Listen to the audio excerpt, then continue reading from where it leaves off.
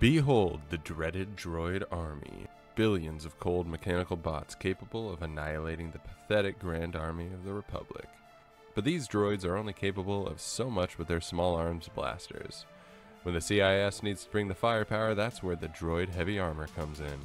Today we discuss the biggest and baddest tanks, droid walkers, and missile platforms the Separatist army has to offer. Kick back and let's talk Clanker.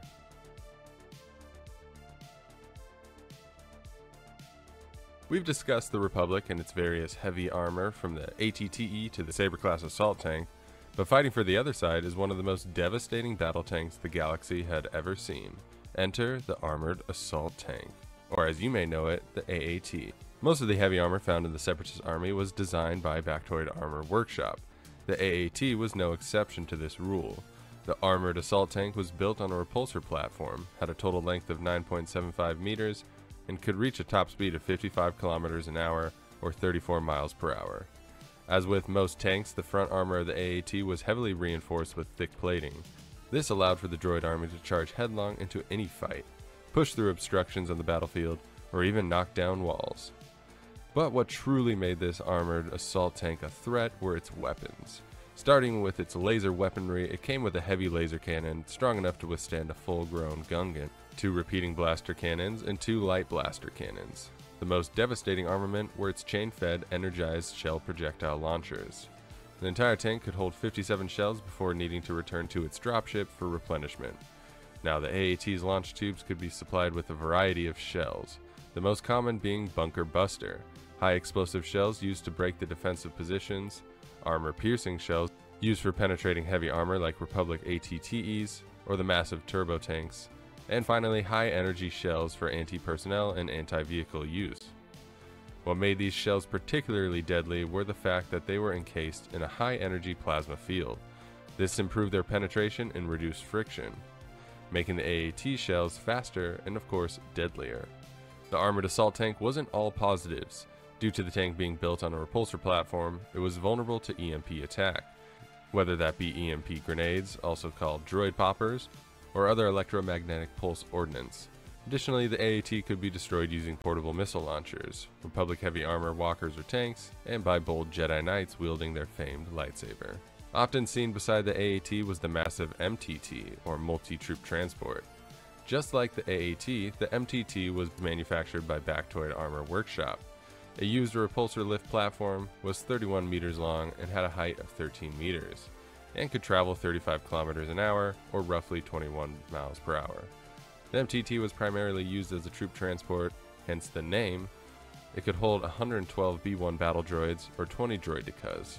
During the Clone Wars, Separatist forces also configured it to hold 12 B-2 super battle droids, but the MTT could also be used as a siege tank thanks to its heavy armor. It was capable of carving its way through forests and buildings alike, while also using its 4 anti-personnel blasters on anyone who dared stand in its way. In the event that your planet is invaded by the CIS, the first glimpse of your destruction will be the massive C-9979 landing craft slowly making its way to the surface. After that, the MTTs flanked by AATs will make their way to your capital. You better hope your defenses hold, or you're in for droid occupation. Moving away from droid-operated tanks, we have vehicles equipped with droid brains. The first being the Octuptara Magna Tri-Droid, or simply referred to as the Tri-Droid. The massive 3-legged droid was used primarily as an artillery unit. It was manufactured by the infamous Techno Union. The Tri-Droid stood at a height of 14.59 meters and could travel at a maximum speed of 50 kilometers an hour or 31 miles per hour. Older models of the Tri-Droid used high-output laser cannons, while later models opted for heavy ordnance launchers. A single Tri-Droid could hold up to 48 shells inside of its bulbous head. Rockets fired from this walking artillery platform of a droid had enough firepower to annihilate ATTEs and UTATs alike. Defensive positions held by clone troopers would be crumbled to rubble and blasted to oblivion. What made the Tri-Droid unique was its design. Thanks to its 3 sides, the droid walker was able to effectively engage any and all fronts, making a surprise assault nearly impossible. That is, unless you have a rocket pack and a Jedi with you. Next up in our dreaded droid army is the OG-9 Homing Spider, also known as the Spider Walker or the Separatist Spider Droid. You'll of course know it best from the famed Battle of Geonosis. This large, four-legged spider droid was created by Bactoid Armor Workshop. It stood at an intimidating 7.32 meters tall and could travel from 50 to 90 kilometers an hour.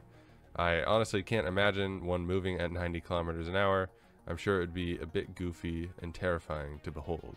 The Spider Walker was armed with a homing laser, anti-personnel cannon, and an optimal retractable ion cannon, making this droid artillery platform deadly to both ground and air vehicles.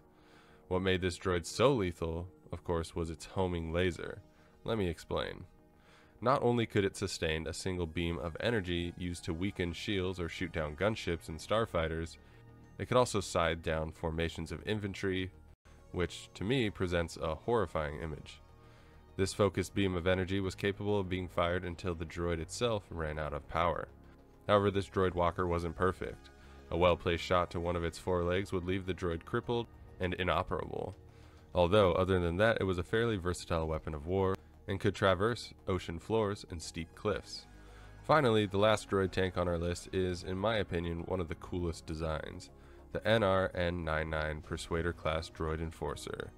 What makes this droid so unique is, of course, like our tanks in real life, it is propelled using tracks, one large track and two additional front-mounted tracks used for steering. Manufactured by the Techno Union, the Persuader class had a length of 10.96 meters, a height of 6.2 meters, and could reach a top speed of 60 kilometers an hour or 37 miles per hour depending on the terrain. This droid tank was armed with some pretty serious firepower from its heavy repeating blasters, ion cannons, and even concussion missiles. The Persuader was not something you would want to see barreling towards you on the battlefield. It possessed few weaknesses head-on except for its huge central tread. However, a well-placed missile or an explosive charge to its side would leave the Persuader tank inoperable, if not in pieces. I will also include an honorable mention, that being the J1 proton cannon. Built by the Techno Union, this walking artillery platform was used for anti-air purposes and was even shown to be strong enough to blast apart an Acclamator-class assault ship. I don't believe the CIS gets enough credit because, well, the clone army is just that much cooler. However, there's a reason that the Separatists had the Republic on their back foot for the majority of the Clone Wars. If not for it all being a manipulation of Darth Sidious, the droid army surely would have prevailed. Let me know if I missed anything important. I plan on eventually discussing all the various infantry models from the B1 to the Crab Droid. Make sure to blast a like if you enjoyed the video, consider subscribing to the channel if you haven't already, and join the Discord while you're at it. Have an amazing day or night wherever you are in the galaxy, and may the Force be with you.